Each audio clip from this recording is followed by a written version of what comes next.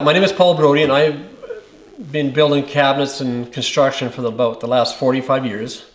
And I have a workshop west of Bowden that's a 2,400 square foot wood heated workshop, and it's equipped with all the tools that I need right now. I'd like to have more, but that's the best I can do for right now. Okay.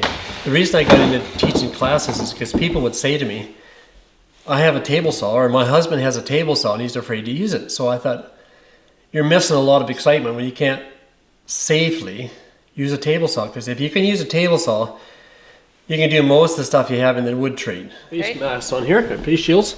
Okay. These keep you the sawdust out of your face, and also they help you with sound. Oh, okay. So they deflect a lot of the sound. So okay. I prefer them over just the glasses because I know there's a lot of stuff that comes shooting out of here. Okay. Before the time of the chop saws and all that stuff, all we had was a table saw. So one of the first things you want to know is the fence parallel to the table saw blade?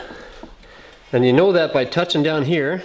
And that's same with routers. One guy said he had 4 routers and he was afraid to use them. So I said, well, there's got to be a reason why you do that. So I'm going to get you over that. So I want to teach you how to use these tools safely and show you all the different things you can do with them. So the project I designed was a cabinet that was 16 inches wide, a piece of kitchen cabinet, so that in that 8-hour day, you learned how to break up a sheet of plywood into certain sizes to best utilize the plywood. Then kitchens are basically a series of boxes. So how do we arrive at a certain size of a box?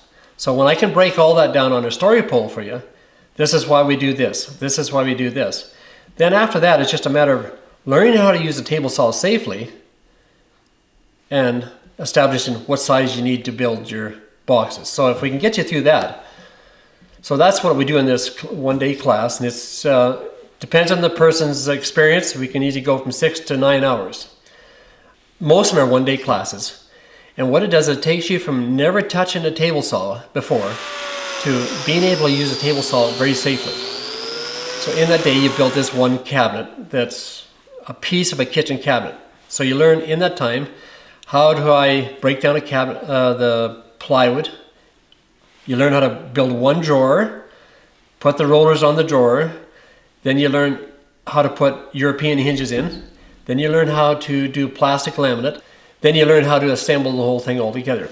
But in that time, you're going to learn the safe use of routers and the different types of bits you use, the different types of saw blades you can use,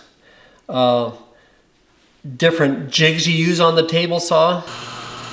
You learn about putting contact cement on. And overall, if you've got questions after that, then we'll go through some samples of different things and stuff like that. There's people that come here that have a lot of experience and they like to have refreshers. Sometimes people come here, they think they know how to use a table saw and they can use a table saw, but they can't use it very safely. So I like to get them through that. Most common is somebody who has never touched a table saw before, and by the time they leave that day, they're very comfortable using it. I'm very comfortable with them knowing how to use it. At the end of the day, when I have a student look at me and say, man, I can't believe I built that cabinet, that's very gratifying for me. So I really enjoy that. Well, I think you're a perfectionist. Okay. Right? Olds Community TV, your go-to channel for news and information in Olds, Alberta.